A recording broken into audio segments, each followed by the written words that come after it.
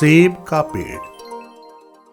एक समय की बात है, हरे भरे मैदान के बीच सेब का एक विशाल वृक्ष था। वहां रोज एक छोटा सा बच्चा आता था और खेलता था।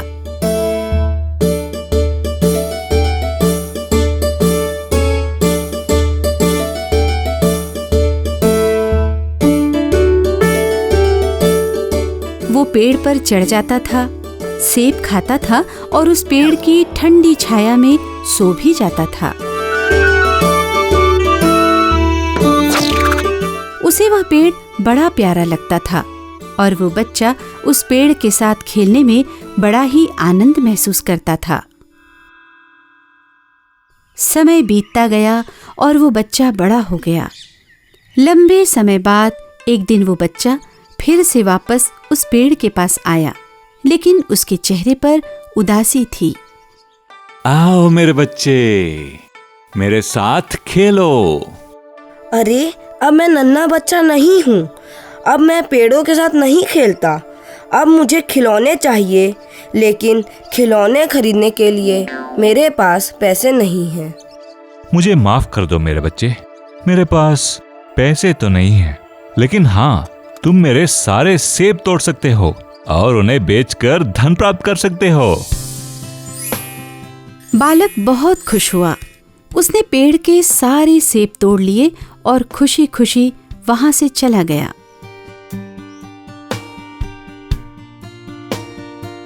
कई वर्षों बाद वो बच्चा फिर वापस आया। अब वो एक नवयुवक बन चुका था। अरे वाह मेरे बच्चे, तुम वापस आ गए। चलो खेलते हैं। मेरे पास खेलने के लिए समय ही नहीं है। अब मुझे अपने परिवार को चलाने के लिए बहुत काम करना पड़ता है। हमें एक मकान भी बनाना है। क्या तुम मेरी कोई मदद कर सकते हो? मेरे पास मकान तो नहीं है, लेकिन कोई बात नहीं, तुम मेरी लकड़ियों को काटकर अपने लिए घर बना सकते हो। उस नवयुवक ने पेड़ की सारी शाखाएं काट लीं और खुश होकर वहां से चला गया।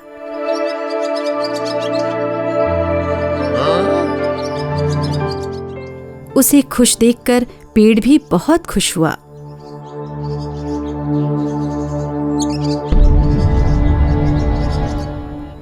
इस बार बहुत लंबे समय तक वो नवयुवक वापस नहीं आया। इससे वो पेड़ बड़ा उदास हुआ।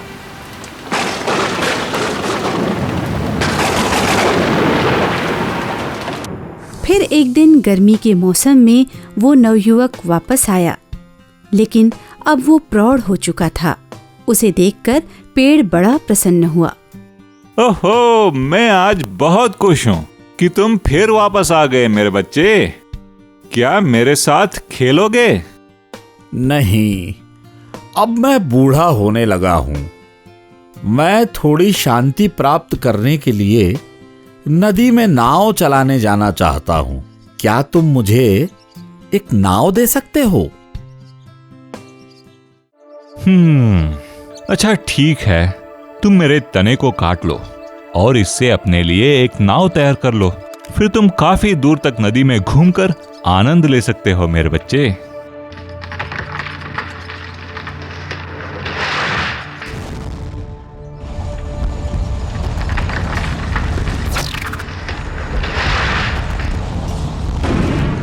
उस व्यक्ति ने पेड़ का तना काट लिया और उससे एक नाव तैयार कर ली।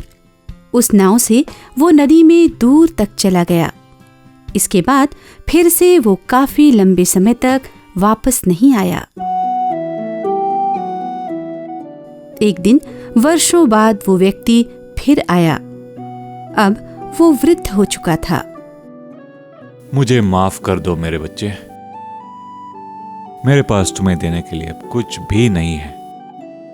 मीठे सेब भी नहीं है जो तुम खा सको।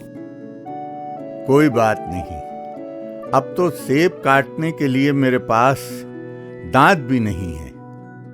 तुम्हारे चढ़ने और खेलने के लिए मेरे पास अब तने और शाखाएं भी नहीं है। अब तो मैं ये कर भी नहीं सकता।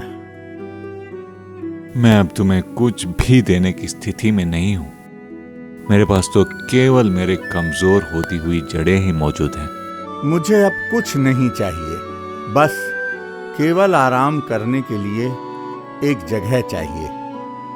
मैं अब बहुत थक चुका हूं। अरे बढ़िया, ये तो मैं कर सकता हूं। पेड़ की पुरानी उभरती हुई जड़ें आराम के लिए सबसे अच्छा सहारा होती है। आओ मेरे ऊपर बैठो और आराम करो।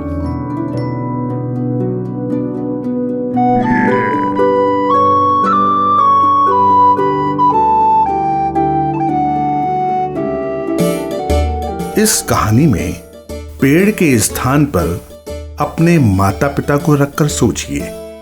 जब हम छोटे बच्चे होते हैं तो हम अपने माता पिता के साथ खेलना बहुत पसंद करते हैं, लेकिन जैसे जैसे हम बड़े होते जाते हैं तो अपने माता पिता को भूलने लगते हैं। फिर हम केवल तभी उनके पास जाते हैं जब हमें किसी सांसारिक वस्तु की जरूरत होती है, या फिर कोई भावनात्मक सहारा चाहिए होता है, या हम किसी कठिनाई में होते हैं।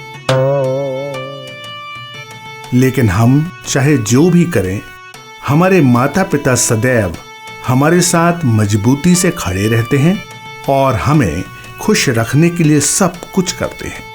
वे केवल हमें खुश देखना चाहते हैं। हमें उनका यह त्याग बहुत ही सामान्य सा लगता है। हमारे माता पिता जो कुछ भी हमारे लिए करते हैं, हम कभी भी उसका आभार नहीं मानते, और जब तक इसका महत्व समझते हैं तो बहुत देर हो चुकी होती है। क्या ईश्वर के साथ भी हमारा संबंध ऐसा ही नहीं है? जब हम मुश्किलों से घिर जाते हैं तो हमें ईश्वर की याद आती है और हम उनसे मदद की याचना करते हैं। लेकिन जब हमारे जीवन में सब कुछ अच्छा चलता है तो हम ईश्वर को याद नहीं करते, यहाँ तक कि उनका केवल आभार व्यक्त करने के लिए भी क्या हमारे पास एक पल होता है?